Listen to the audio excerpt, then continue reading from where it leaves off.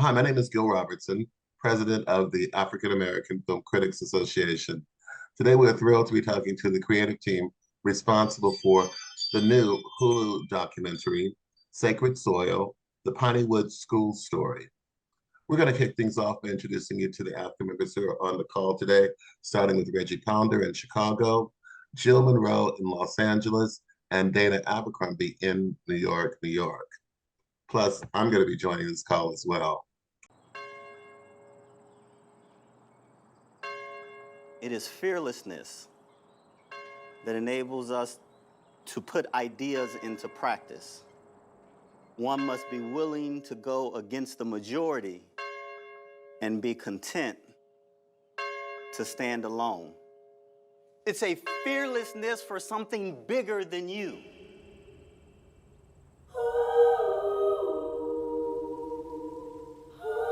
I always thought about the good things in life. And I wish I can go back to that point where it was only good and never reality happening.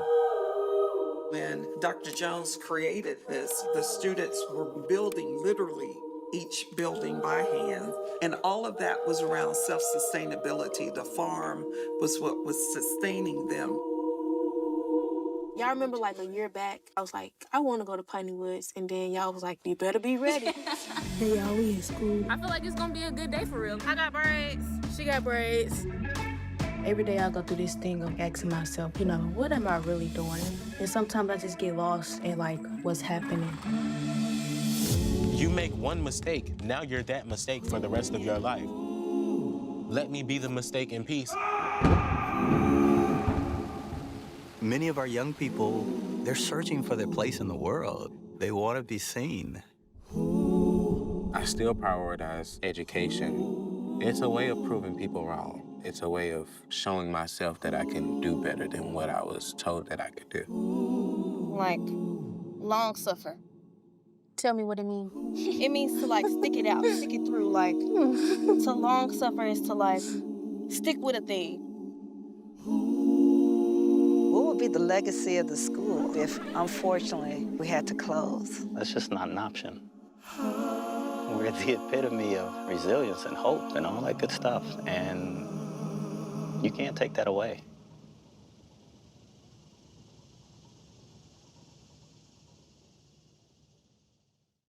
Hi, my name is Reggie Pounder out of Chicago. It's always great to have a Chicago connection here. Thank you, Will. My question is to both of you, is that what stood out, there's a number of things that stood out for me, but one of the things that stood out for me is that how you allowed the students to have their voice. And I wonder, was that a part of the documentary, or is that just a part of how you teach? Because they were able to talk about subjects and things without adults coming in saying, no, let me tell you how you need to look at that. And I felt that that was empowering. So I'd love to hear your viewpoint on that. Absolutely. Dr. Crossley, do you want me to start and then I'll throw it to you? Or yeah, why don't you go ahead and give your perspective, because you came into this and saw it. And so yeah. Absolutely. So wonderful question. When I first went to Piney Woods School, these were self-funded trips, right? And I believed in the school. When I got there, the kids immediately introduced themselves to me, and they were empowered to tell the story of the Piney Woods School from the beginning, right? And so when you get there, the kids greet you and they give you a tour of the campus, and they talk about their life on the campus. They talk about the history. They talk about how they relate to the history of the school, right? And so when you encounter this in the first 5 minutes, you realize how much the staff honors the kids and their voices. And I wanted to translate that to the film. And so immediately when I went back and started to kind of construct the visual approach to this film, it was very important for me to give the kids the opportunity to self-tape. Because one, I knew that we wouldn't be able to see the kids in the way that they see each other. Right? Those are some of my favorite moments. No matter how comfortable children are around you, no matter how comfortable children are around adults, everyone has their favorite auntie, uncle. They're always going to be more free around each other. And that's something I really wanted to capture. Now, in terms of the conversations, I think you're talking about, right? Like these Socratic conversations, Dr. Crossley and his team are adamant about that. That's very much implemented in their curriculum, which you see in the opening sequences in the classroom, right? It's not just about we're reading this book, answer these questions. It's we're reading these books, tell us what you think, right? Exchange of thought, critical thinking. And so that's something I also wanted to implement throughout the film, which is what I think you're referring to. Yeah, I would only add to what has been said is that it is incredibly intentional. I think it's reflective of a history in which we recognized that we needed to do this work with each other. We weren't simply doing this work for young people, but we were doing this work with young people, and that our young people, that they have assets, they have tools, they have perspectives that they bring into this space. Some of the young people we have, you hear some of their stories because they come out of the Mississippi Delta or because they come from an urban center where they've been exposed to all kinds of things. And it's like they've lived two lives. Well, we can learn as much from that as they can learn from us. And so having that concept that we're all in this learning space together is really critical.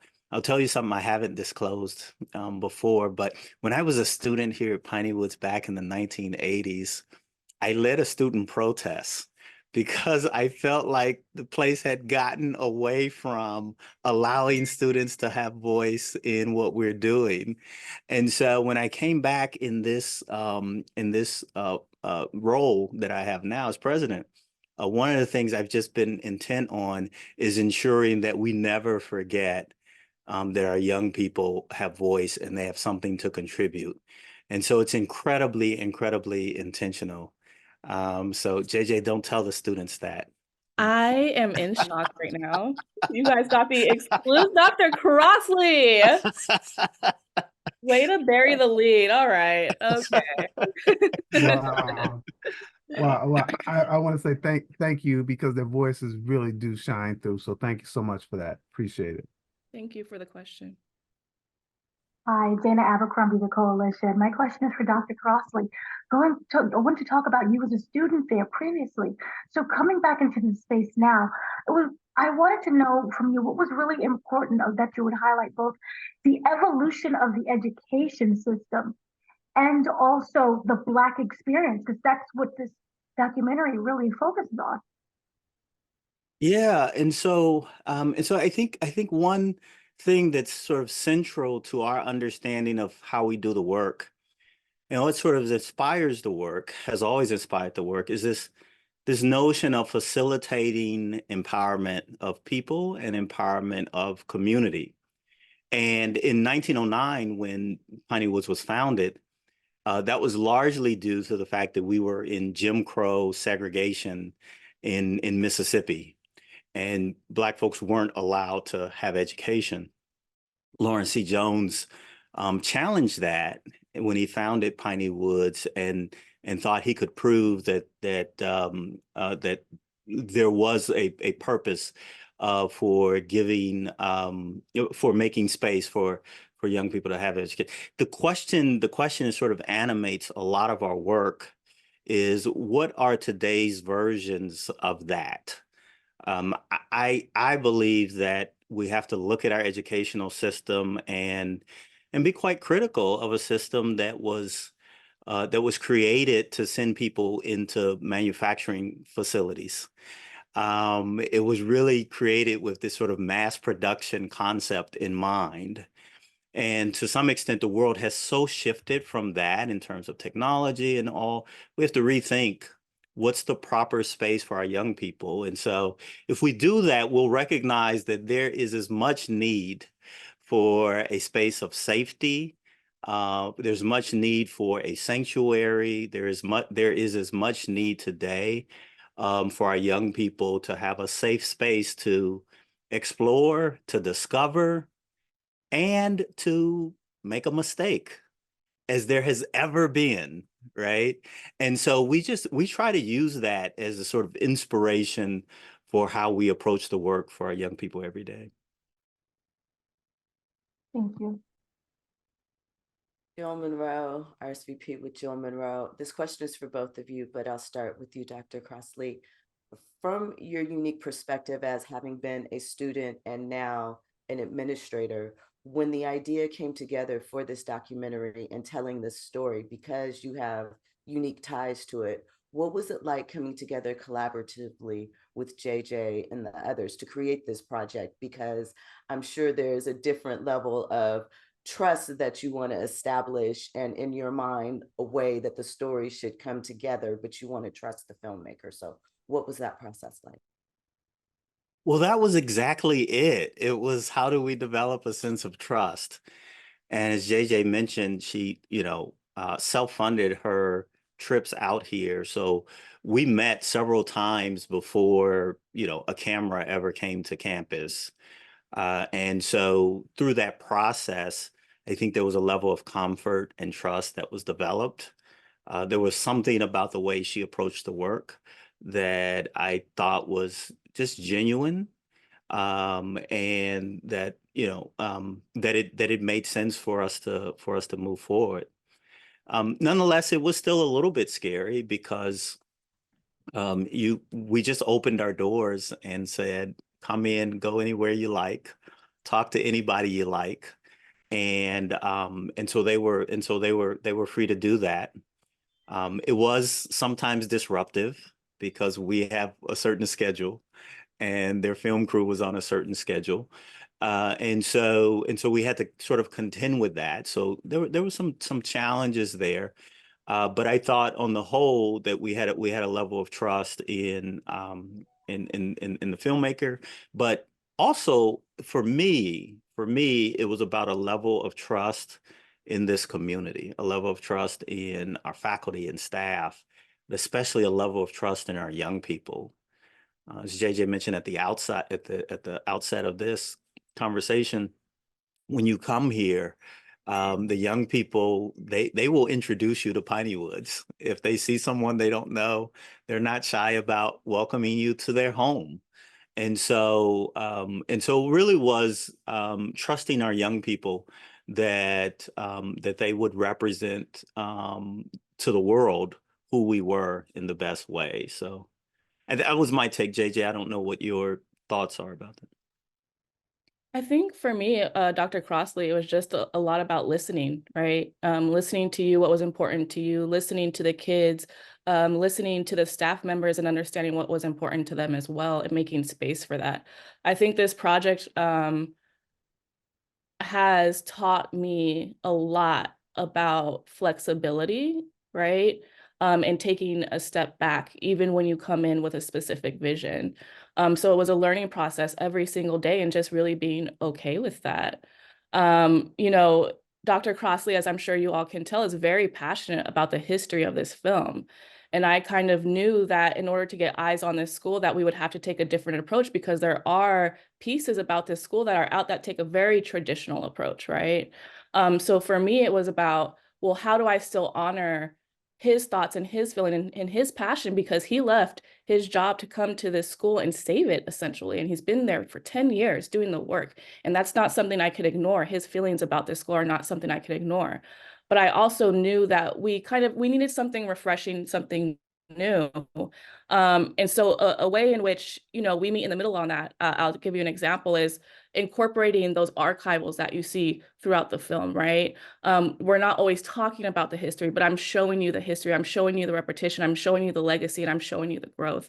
And so that was really it for me. Dr. Crossley was just taking a step back, being flexible, understanding that we are being disruptive to your community because the staff members there are stretched very thin, and not always going according to schedule, just making it work for everyone. And so I really do appreciate you for having us and for trusting us, Dr. Crossley. And I don't know if I've expressed that enough, but I No, know how thank scary you. it was. I know how scary it was. Thank you so much. Thank you. A lot of these institutions, alongside HBCUs, are under constant threat, of termination or of being, I guess, evolving into something else that is different from what the original intent was. What are your hopes in terms of the public response, in terms of what audiences could do to ensure that that the integrity of the founders is maintained for these institutions. Yeah, so I'm happy to jump into that. I will say a couple of things. One is, when the mission was established here, it really was for the purpose of empowering next generation leaders. Lawrence Jones would teach us how to farm, but he'd also teach us how to read and write so that we could negotiate and enter in a contract and all of that, right? And so that's taken different forms, as you might imagine, throughout a 115-year history. And at certain points, the arts were really big and huge here. At other points, it really was a push toward college prep, which we still do today. And so it's just there's always been some evolution reflective of what was happening kind of in the broader society. But the core of that mission, creating opportunity, especially for young people who might not otherwise have such an opportunity, is still intact, right? It's still what we do. And when I came to do this work, I think we had veered from that a little bit in order to try to just meet the bottom line. And so there was an effort to go after sort of a different group of a different population in order to meet the bottom line. And but we sort of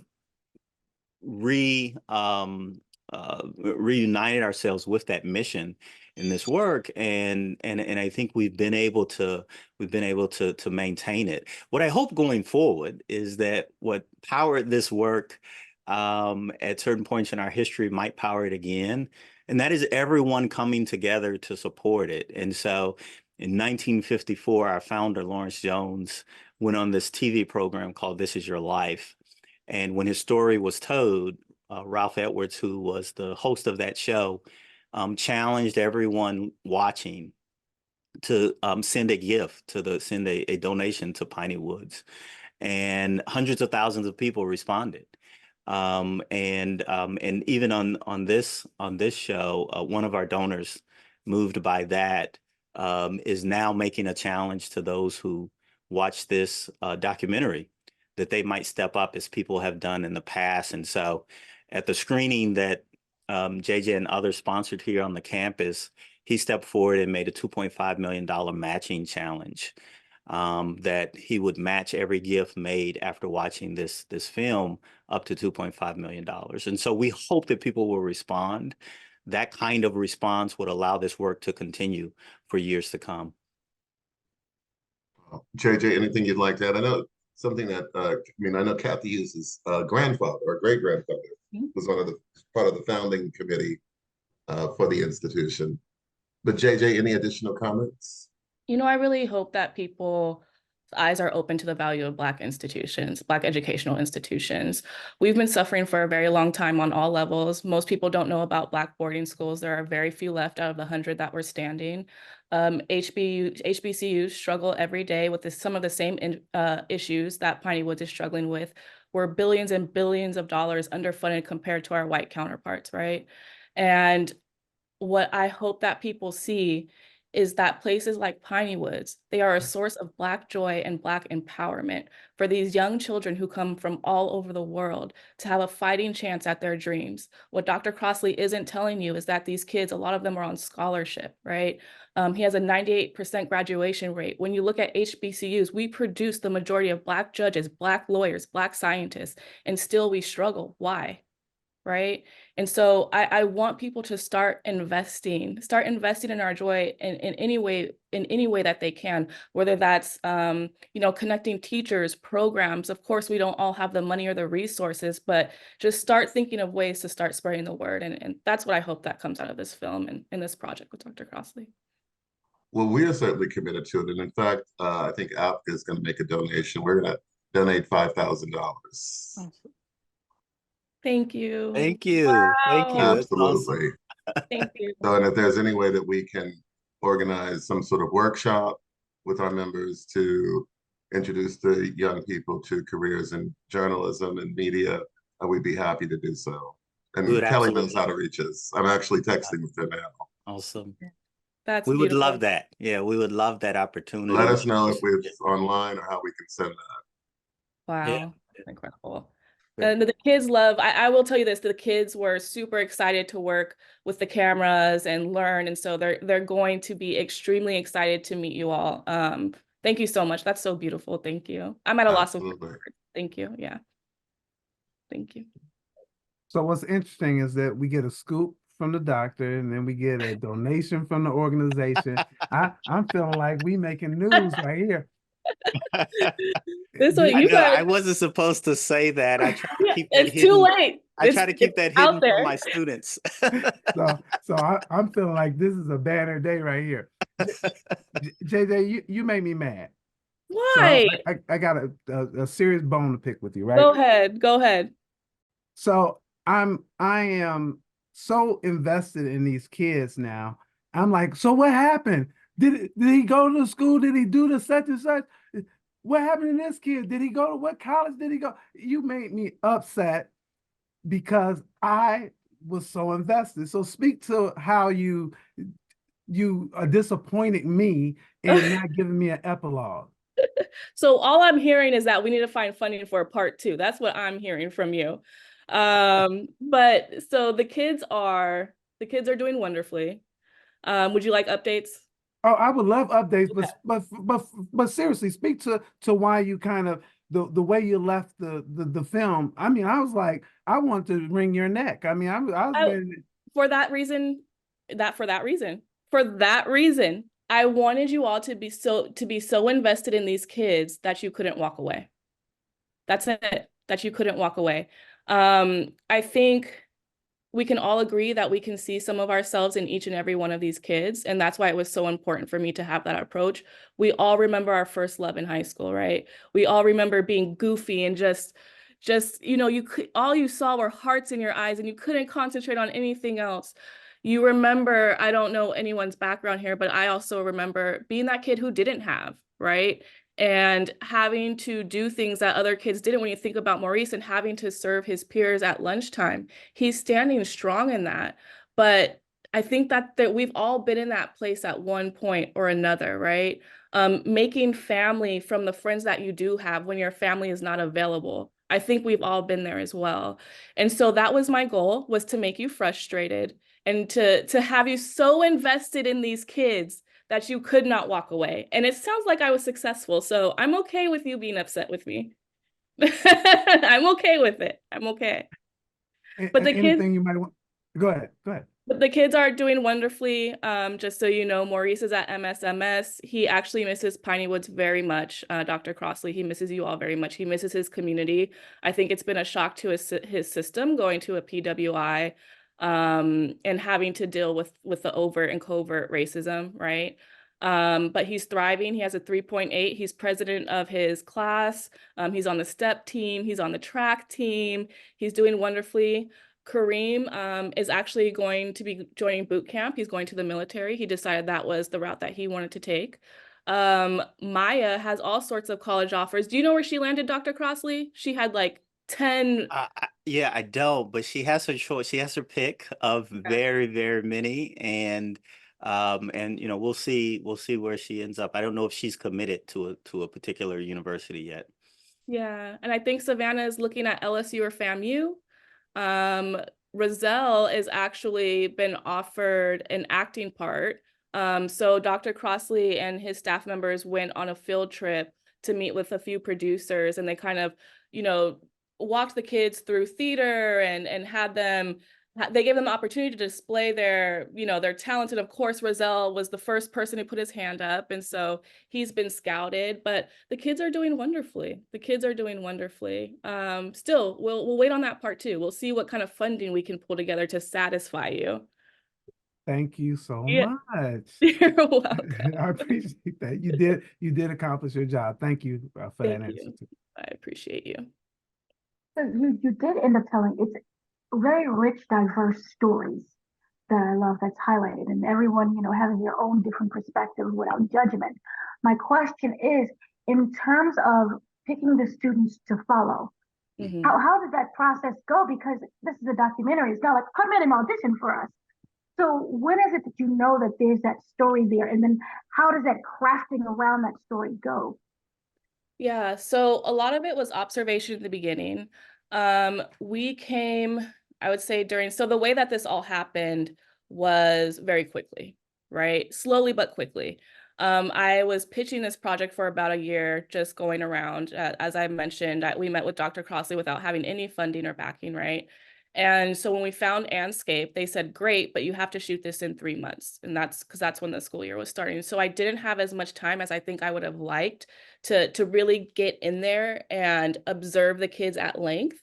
But with that being said, knowing that it was moving so fast, I reached out to Dr. Crossley for some assistance. And I said, this is kind of what I'm looking for. I knew that I wanted to have a junior because junior year, I think we can all agree, if we can look back, is one of the most difficult years, right?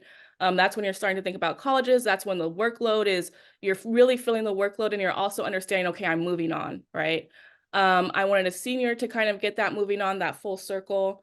And I wanted a freshman to emphasize the awkwardness of coming in, not just to a new school, but to a boarding school when you're away from your family and kind of finding your footing there.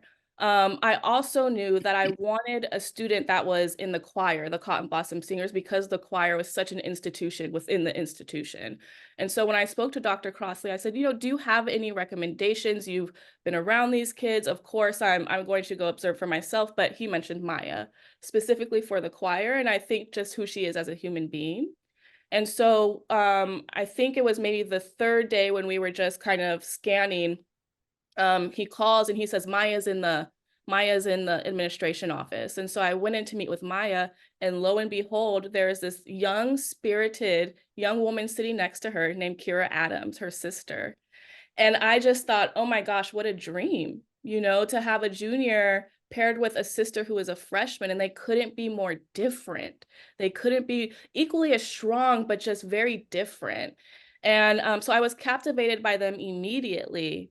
And I started spending more time with them, and with them came Savannah.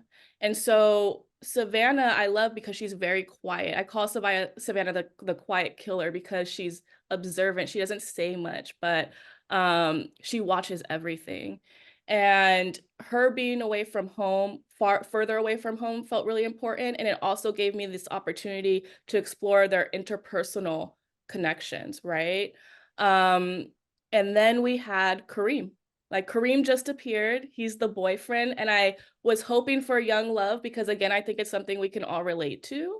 It feels like the end of the world a lot of the time, right? So again, these interpersonal relationships. Maurice, and Dr. Crossley, you're going to kill me on this one, but honestly, I didn't know. Maurice actually snuck out one night when we were filming to hang out with us. And I asked him, Dr. Crossley, I said, are you supposed to be here? He said, yes. He was not. He was not, and he hung out with us for 4 hours, and the staff members were calling around looking for Maurice. And in those 4 hours, I got to know a bit about Maurice's story, that he was from the Delta, that he was working to pay off his tuition.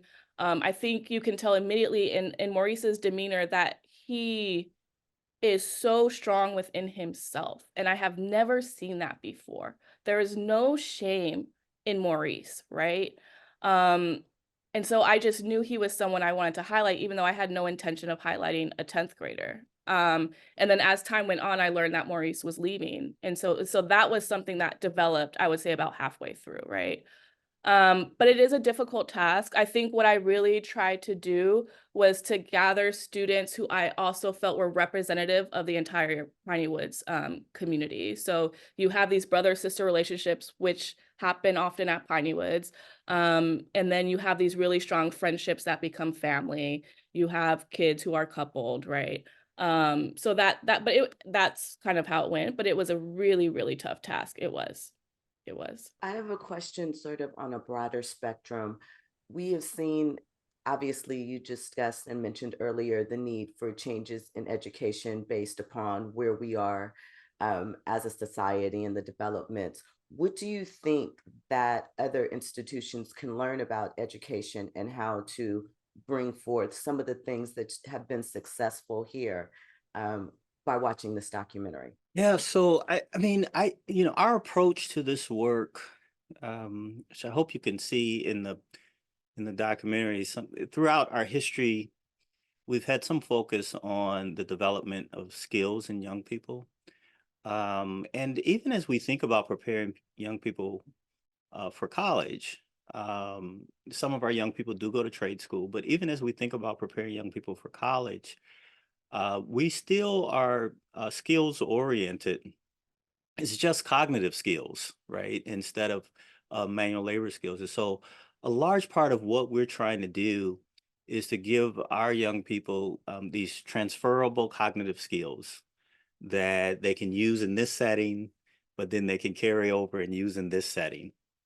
And so we care about things like critical thinking, because that's applicable across a range of professions, careers, majors in college, et cetera. And so when you see, some Socratic method style things occurring, or when you think about the young people having voice in this space, at the same time that we give them voice, we also challenge them repeatedly. And so there's this one scene. I actually wasn't sure if they captured it, but I was glad they did. There's this one scene where we're having the town hall, and yes, the kids have voice, and yes, they want to make changes, but then we challenge them on, well, what's the process of doing that? My hope is that as they go out into the world and as they go out into college, as they go out into whatever their endeavors are, that they recognize they have to do work in order to bring about change, right? You don't just stand up and say, change it, and it suddenly happens. Sometimes you have to go and you have to do work. You may have to write something. You may have to galvanize more people in order to get your point across. And so I think that's where we need to go. The central question in education these days, from my point of view, is how do we prepare young people for a future that we cannot quite define, because of artificial intelligence, because of all of the changes that are happening. How do we prepare young people to lead the future, right? That they will inhabit, which is not the one that we remember. And so we try to give them tools that will empower them for that. We really think about humanity and leadership, because in all that's happening in technology and all these, you see it every day. Folks are focused on the technology, but they often miss the humanity. And so we have these addictive tools that we see happening in social media, et cetera. And so how do we prepare our young people to lead in a space that gives full respect to the humanity of others, in what is becoming an increasingly digital society? JJ and Will, we thank you for the time that you're spending with us today. On behalf of the world's largest group of Black film and TV critics, uh, thank you for joining us for this edition of AAFCA Roundtables. Have a great day. Thank you. Thank you so much.